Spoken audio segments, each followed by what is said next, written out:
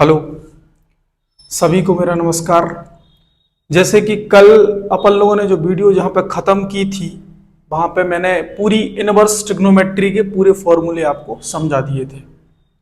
आज कुछ एक्स्ट्रा जो आइडेंटिटीज हैं, एक्स्ट्रा प्रॉपर्टीज हैं, थोड़ा सा उनको समझ के और सीधे डायरेक्ट अपन क्वेश्चन पे जंप करेंगे। ठीक है, बहुत ही इंपॉर्टेंट प्रॉपर्टी है जिनको बेसिकली आप लोग ध्यान से देखो, कोई भी अन्यथा अन्य वार्ता ना करते हुए हम यहाँ पर टाइम वेस्ट नहीं करेंगे, सीधे अपने टॉपिक पे आएंगे।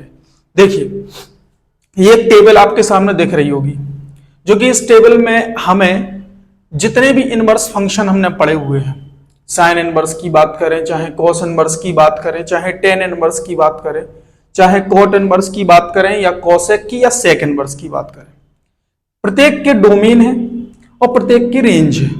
डोमेन मतलब होता है प्रांत, कौन सा फंक्शन किस प्रांत में है। रेंज मतलब किस फंक्शन की कितनी रेंज है, कितना परिसर है, यानी उसकी वैल्यू कहां तक लिमिटेड है।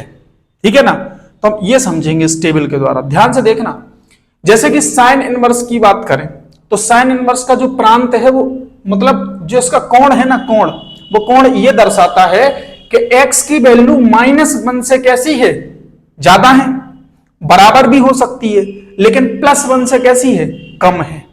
कहने का मतलब यही परिसर में अगर देखें तो परिसर में साफ साफ समझ में आता है सर कि जो y = साइन इनवर्स x है, यानी पूरा फलन है, तो फलन का मान जो y का मान होगा वो -π/2 से कैसा होगा, ज्यादा होगा और बराबर होगा।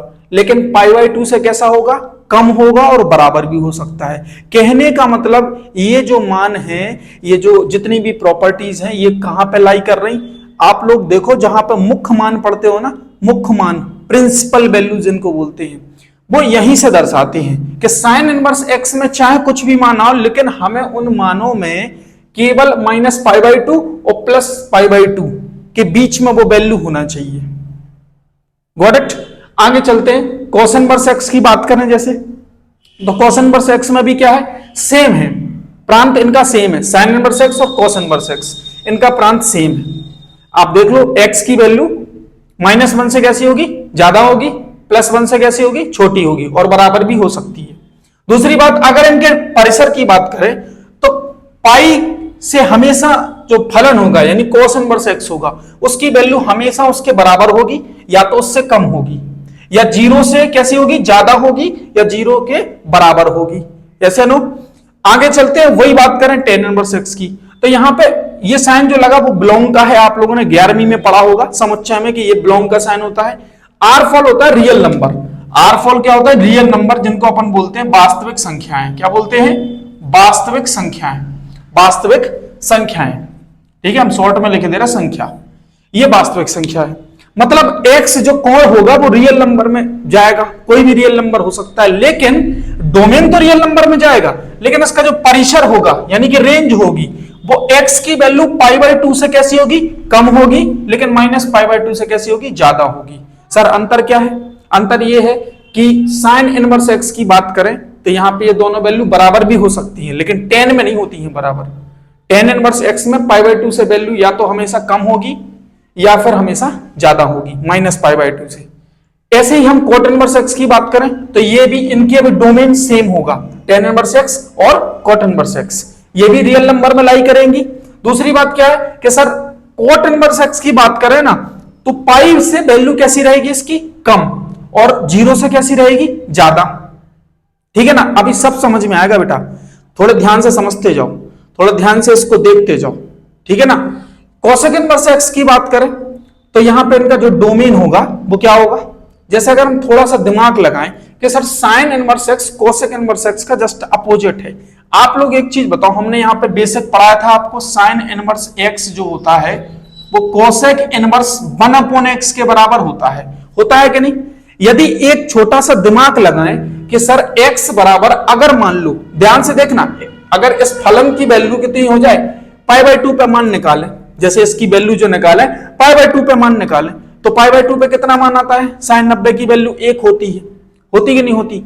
यही बात करें कोसेक 90 की, ये 1 अपन यहाँ पे 90 लेंगे, यहाँ पे ये x की वैल्यू कितनी रखेंगे, -1 रख देंगे, तो कोसेक इनवर्स -1, यानी ये अपने आप में साइन के बराबर ही चल रहा। लेकिन हमें ध्यान से देखने पर पता चल रहा कि सर x की वैल्यू या तो -1 से कैसी होगी, कम होगी या बराबर होगी, या x की वैल्यू +1 से कैसी होगी, ज्यादा होगी या बराबर होगी। सेम एज इट इज, देखो यहीं पे तो है, लेकिन जस्ट यहां पे कैसा होगा, उल्टा। क्यों?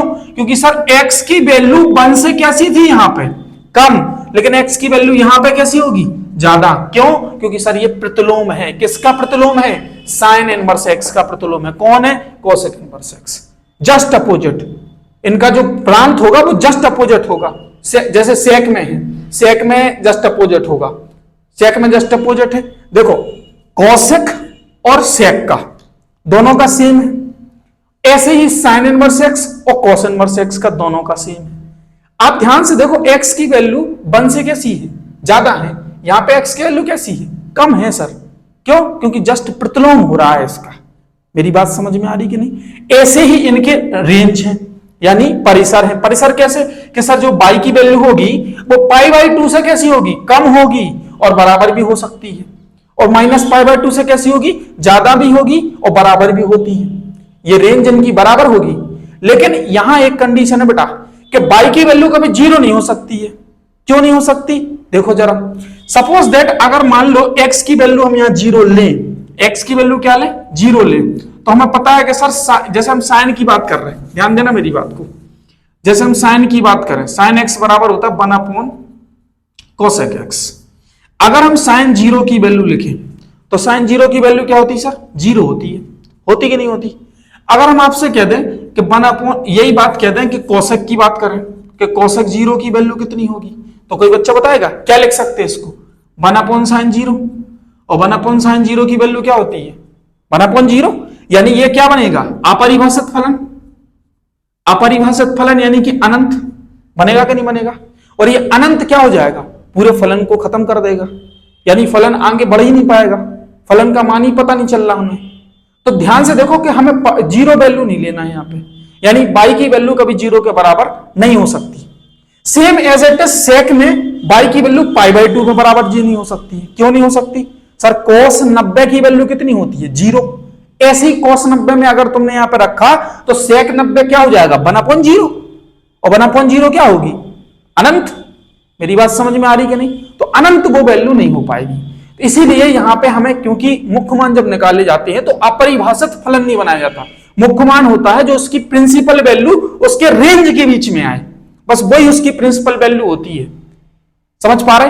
थोड़ा सा इनको अगर डीपली समझाएं तो ये बाइजेक्टिव होते हैं। बाइजेक्टिव मतलब द्विसंयोजक। इनको अगर और अच्छे से समझे तो 1/1/2, 1/1/2 की कंडीशन होती है। लेकिन अब इतना समय नहीं है कि हम 1/1/2 की कंडीशन पढ़ाएं, वो आपको हम संबंध फलन में पढ़ाएंगे। जब भी ये टॉपिक संबंध फलन का स्टार्ट होगा तो संबंध फलन में ये टॉपिक आपको पढ़ा दिया जाएगा। यहां तक मुझे नहीं लगता कि किसी बच्चे को दिक्कत होगी। चलो एक चीज और समझा रहे, देखते जाओ। यही टेबल में अगर आप ध्यान से देखो तो अगर आप 3 को सीख लो, sine inverse x, cos inverse x, tan inverse x, तो बाकी तो अपने आप बन जाएंगे क्योंकि जस्ट इनके प्रतिलोम है। सर वही बात करें इसकी कि सर यहां पे ये शॉर्ट तरीके से बताया गया। आप लोगों ने व्यापक मान पढ़े होंगे, और नहीं पढ़े तो हम पढ़ाएं दे रहे, देख लो। जैसे कि साइन इनवर्स x बराबर साइन एल्फा है, तो जो x की वैल्यू निकलेगी वो क्या निकलेगी सर, n पाई प्लस -1 की पावर n इंटू एल्फा, यानी n क्या है यहाँ पे, पूर्णांक। जैसे ही n की वैल्यू रखोगे तो कहने का मतलब क्या है कि इसमें से जो पाई का मान होगा वो हमेशा कम होगा। यानी कहने का मतलब हम ये देख सकते हैं कि सर जो साइन इनवर्स x की वैल्यू है वो π/2 से कैसी होगी, एल्फा की वैल्यू या तो कम होगी या बराबर या ज्यादा होगी, किससे, -π/2 से या इसके बराबर। यही बात करें cos इनवर्स x बराबर एल्फा, तो अगर हमने आपसे कह दिया cos इनवर्स x बराबर एल्फा है तो एल्फा x की वैल्यू क्या निकलेगी यहां से sir, 2n pi plus minus alpha, 2n pi plus minus alpha. ये जिन बच्चों ने नहीं पढ़े, ये थोड़े हायर लेवल के क्वेश्चंस में से एक हैं जो कि अब सिलेबस से हटा दिए गए, जिन्हें हम व्यापक मान पढ़ते थे। व्यापक मान, और व्यापक मान का अगला चरण ही मुख्य मान है। इनको समझना बहुत इंपॉर्टेंट है।